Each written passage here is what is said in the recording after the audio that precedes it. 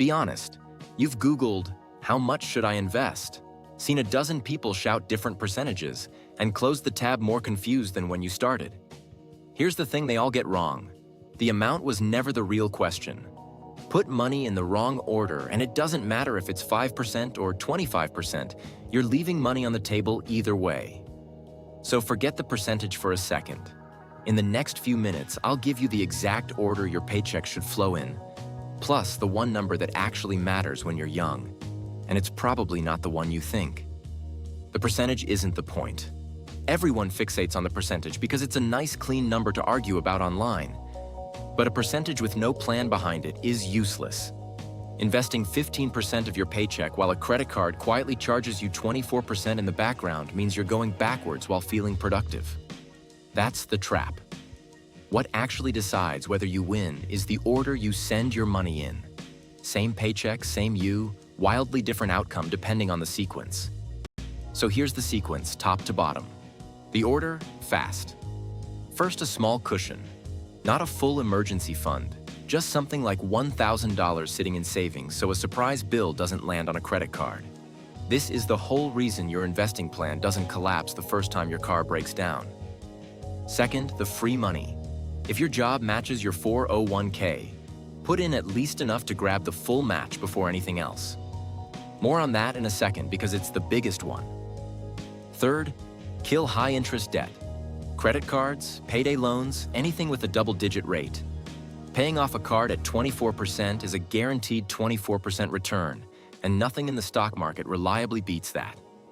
A low-rate student loan is a different story and doesn't have to go first. Fourth, your Roth IRA.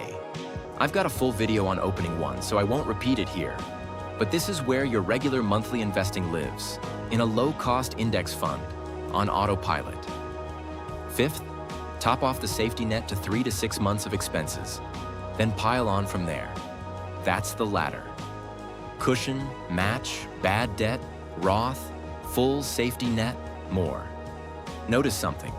3 of those 5 steps aren't even investing. That's the part nobody tells you. The free money step. Let me zoom in on the one people skip that hurts the most, the 401k match. A match means your employer puts in free money whenever you do. A really common setup is they match every dollar you contribute up to 5% of your salary. So you put in 5%, they hand you another 5%, free. You just doubled your money the instant it landed. That's a 100% return before it's invested in anything. There is no stock, no fund, no crypto that reliably doubles your money the second you buy it. This is the only place that exists, and people walk past it constantly. If you make $40,000 and your employer matches 5%, that's $2,000 a year in free money you either take or throw away. So the rule is simple.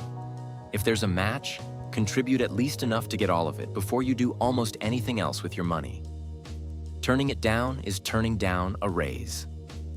The number that actually matters when you're young. Here's the part that flips how you should think about all of this.